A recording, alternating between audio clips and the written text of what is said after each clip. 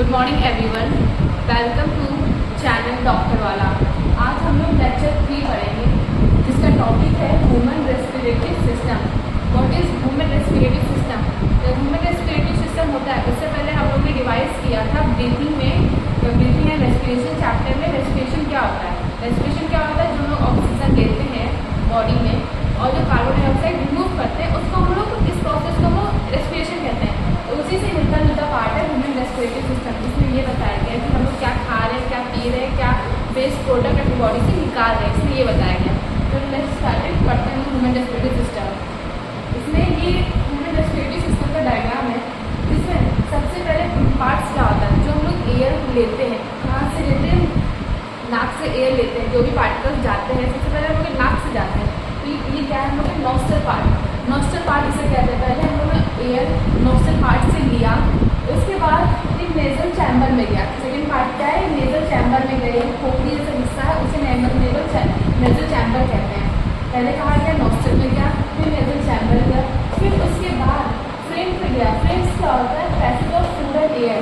ये common passage होता है। तो फूड एंड एयर को ट्रांसपोर्ट करने का काम करता है क्या? फ्रेंच। उसके बाद आ जाएगा ग्लॉटिस। ग्लॉटिस का मेन रोल क्या है? जैसे यहाँ पे ये मैंने इस टाइप का स्ट्रक्चर बनाया है ट्रायंगुलर शेप का, इसे हम लोग कहते हैं एपिग्लॉटिस। एपिग्लॉटिस क्या काम करता है? एपिग्लॉटिस हम लोग ये फॉर्म करता है कि जो फूड है और जो विंड पाइप है, ये जो विंड पाइप है, फूड को और विंड पाइप मतलब कि हमारे एयर को अलग अलग करना। जैसे हम लोग के घर पे बोला जाता है कि खाने वक्त बोलना नहीं चाहिए। क्यों नहीं बोलना चाहिए? आज हम लोग इसके बारे में समझेंगे। इसलिए नहीं बोलना चाहिए कि जब हम लोग खाना खाते हैं तो हम लोग की दो पाइप, बॉडी में दो पाइप पार्ट्स होते हैं। एक को हम कहेंगे ग्लॉटिस, दूसरे को कहेंगे एपिग्लॉटिस।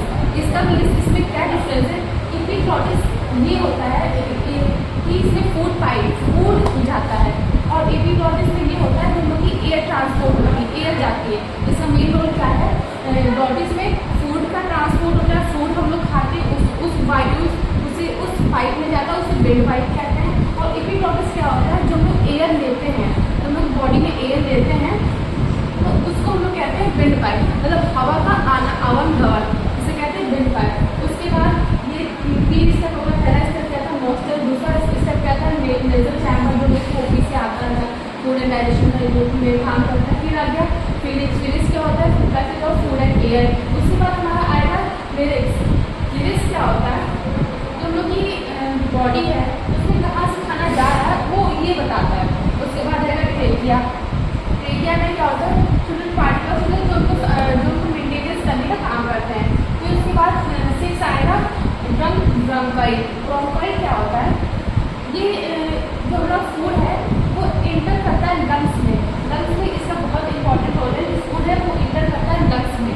उसके बाद आएगा हम लोग का एल्वोलॉइड के द्वारा मिक्स करेगा लंग्स वगैरह में मिक्स करेगा। जो हम लोग फूड जो हवा ले रहे हैं सब फ्रेशनेस आप करेगी। उसके बाद ये पार्ट रह गया है, इसको हम लोग कहेंगे गुल्टस।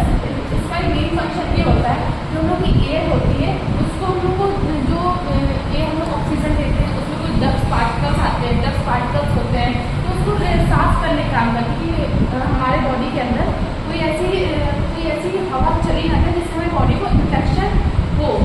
तो this is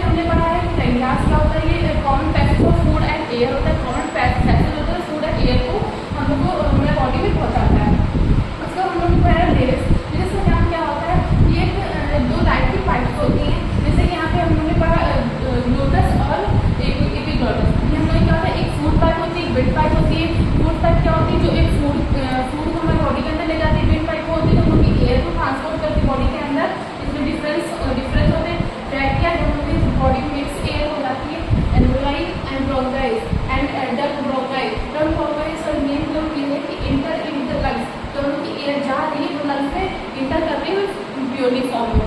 So this is a diagram of human respiratory all details. So thank you so much.